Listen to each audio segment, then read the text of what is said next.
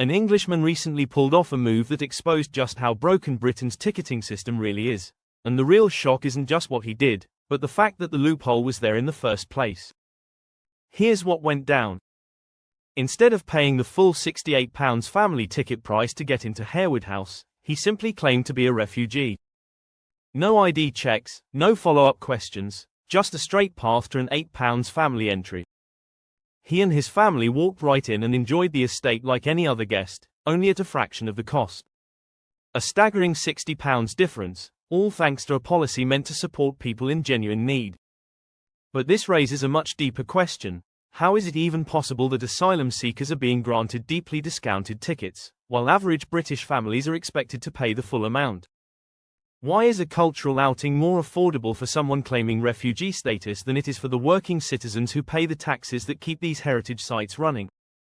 This wasn't just a cheeky loophole exploit, it's a massive wake-up call. The fact that someone can say a few specific words and suddenly be allowed in for next to nothing feels like a slap in the face to countless families priced out of simple pleasures. There's a fine line between compassion and absurdity, and in this case, it seems we've crossed it. At what point does kindness turn into a free-for-all?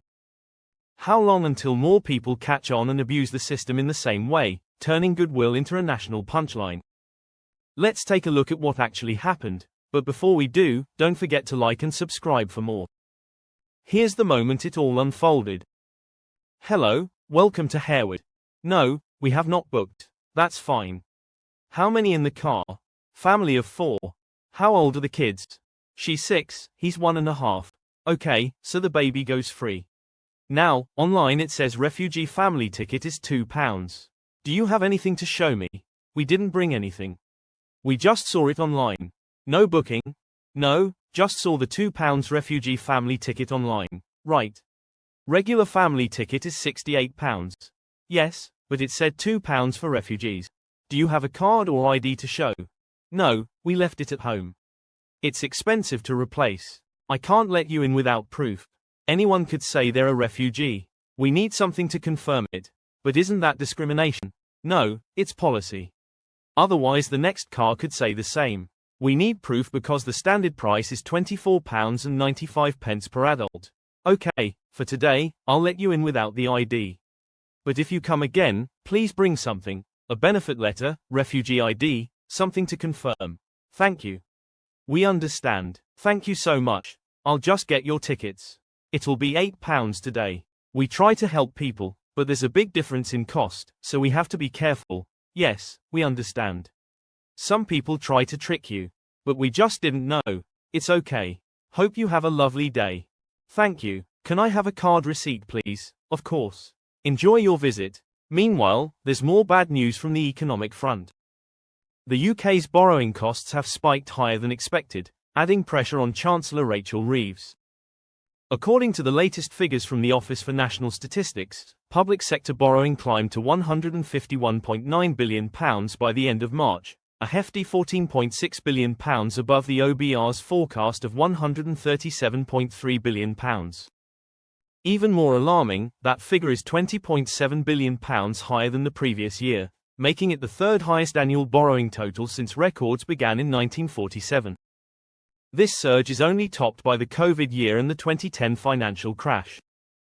Just last month alone, borrowing hit £6.4 billion, the third highest March figure ever.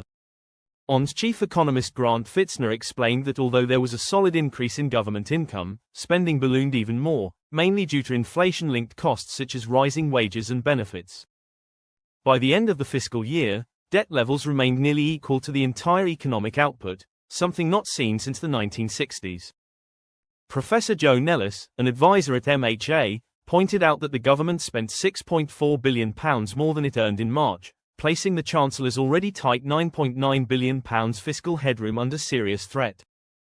While the UK bond market has calmed somewhat since January's 4.9% yield spike, inflationary pressures could push yields back up. On top of that, the IMF has cut its 2025 global growth forecast by 0.5%, thanks to rising trade tensions and already low domestic growth projections. As Rachel Reeves heads to Washington for key talks with the US, hopes for a new Anglo-American trade deal are high, but until a deal is actually signed, nothing is guaranteed. The harsh reality is that managing Britain's finances is going to get even harder, especially with government loan interest payments climbing steadily. Despite the promises made in the spring statement, this shaky fiscal footing won't hold for long. What do you think about everything we covered in today's video? Let us know your thoughts in the comments below. If you haven't already, make sure to like this video and subscribe to the channel for more British stories and updates. Thanks for watching. Take care.